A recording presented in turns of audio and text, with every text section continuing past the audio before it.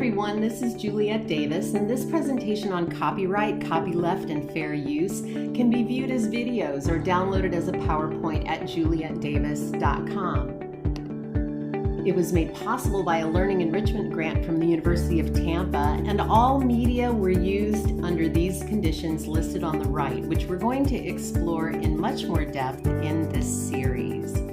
Citations are located on the notes on each PowerPoint slide and at the end of each video in a bibliography.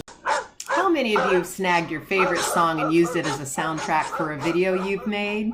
Yeah, not good. So what happens next?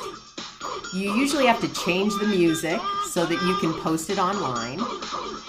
And that leads to some sad things. For example, you lose all those cool edits you synced with the music, right? Bummer. Are you ganking? Yanking images from Google to insert into your work, whether you have permission to use them or not? Are you regramming? Reposting other people's content to social media without permission or credit? Maybe not a good idea, because all of these fall under copyright infringement. And that means encroaching on the rights of the owner of that work. It's illegal. Now, you probably aren't going to go to jail. However, you could get into some expensive trouble.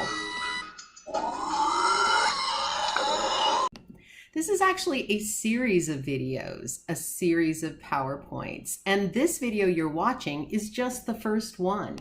It's the introduction called Who Let the Dogs Out? And you'll find out why in a second.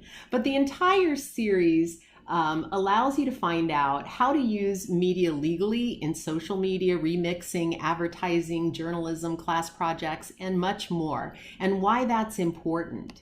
What can happen if you get caught infringing on copyright, how to register your own copyright, how to use others' works legally, and when to claim fair use. Do you know how to use your own work legally? That might be a little more involved than you think. Right? These main concepts are especially useful for media professionals.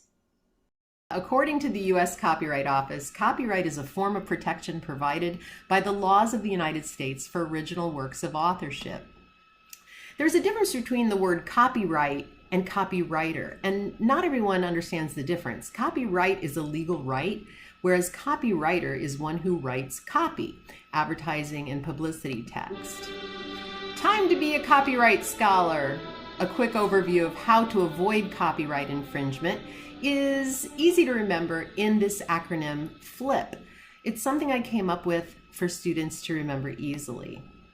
So the F is for fair use, limited use for criticism, comment, news reporting, teaching, scholarship, and research. And this is when we use short excerpts in things like papers, where we put quotes and have proper citations. You might allude to an image in a blog or news commentary and comment on it, that type of thing. Licensing and permissions is use under specified conditions articulated in writing. And that can mean that you are licensing it for a fee or for free, whatever is negotiated or stated. I is for I created it, original authorship, and that's always a good thing. P is for public domain, use of work with expired copyright or from a U.S. government source. First, let's take a look at the media we just used. Any problems with it? Well, it probably depends on the source. Let's go back to the bulldog, and the red arrow, and the graduation cap, and the music from Pomp and Circumstance. First, the red arrows. I made them. Yes, awesome. Okay, the bulldog photo. I did not take this photo, so which flip condition is this? Is it fair use? Is it licensing or permissions? It wasn't that I made it, or is it public domain? Take a look, pause your video, and look at this screenshot for a moment to see what you come up with. If you answered licensing and permissions, you're right. It was a free download from Pixabay, and it has a Creative Commons license, which states that it is free for commercial use and no attribution is required, which means we don't even have to credit the author. Check a website's licensing. This is Pixabay's licensing, and it clearly states that its contents can be used for commercial or non-commercial purposes. Terms of service is what's going to tell you what you have permission to do. But terms of service can change. So you can take screenshots of images of pages with terms of service, and if you have your time and date stamp and on your computer and document the URLs, it'll be a little bit of evidence that you were following the rules. The graduation cap is also a free download, but the website's terms of service say all images are believed to be in compliance with copyright law. The statement shows a little bit of misunderstanding about public domain, so I'm a little iffy on this source. If you're doing commercial work for a client, another source might be more reliable. The Digital Millennium Copyright Act of 1998 allows for limitations on the liability of these kinds of website providers, so that they're not fully liable for the work that is on their sites and people are downloading. So it's a good idea to have credible sources. Back to the dog one last time. So what about this musical performance of Pomp and Circumstance? Which flip condition applies? Well, I'm going to give you a couple of hints. It's old. It's from 1904 and the copyright has expired. It's a new performance though, a new recording by Blue Cloth Philharmonic, and that recording is protected under copyright. I purchased a download for 99 cents right here on Amazon, but I don't own the rights to license it or publish it or really anything. But this law allows teachers to screen media, full films, full music, everything during face-to-face instruction if the school is nonprofit. But what about online? Here I'm relying on fair use to reference this short excerpt for educational purposes. What about this crazy cat? Imager allows downloads for fair use that are non-commercial.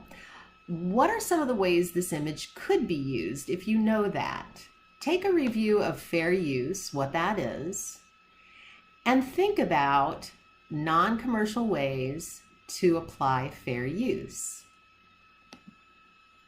So here's the answer. You can use it for not-for-profit criticism, comment, news reporting, teaching, scholarship, and research. All of this is fair use, right?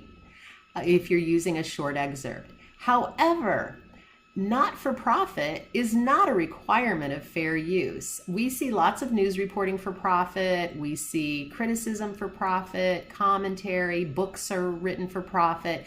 However, this specifies not-for-profit and fair use. This is a screenshot of terms of service for Imager. Which flip condition is this?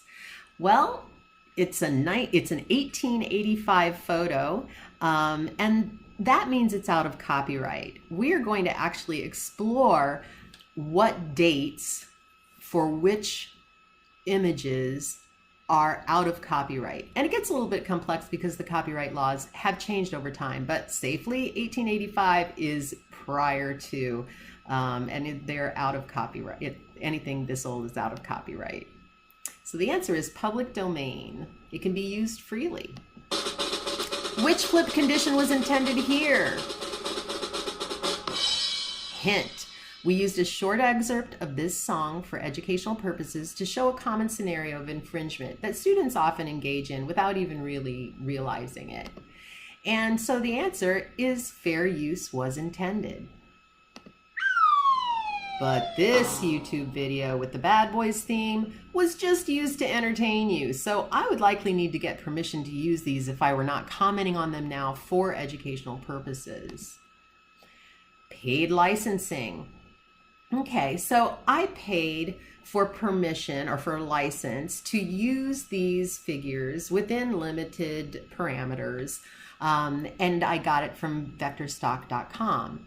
Here's the page where I downloaded it, and here's the receipt that I always keep as evidence. So let's review the flip conditions. Fair use, licensing and permissions, I created it, and public domain. Remember that this is just the first video that introduces all these concepts. We have many to come, but for now, this gives you a good overview. And here's an exercise for instructors who want to use it. It's a treasure hunt for groups. Here are 2 ways instructors can use the materials in this series, the videos and the PowerPoints. They can use them for traditional use if they have permission. They can use them for flipped classes. And there are resources, discussions and exercises at the ends of each section. These are for educational use only and not licensed for commercial screening. If you have questions, ask your instructor or contact me. Here's a bibliography of the sources we used. Stick around for the next videos.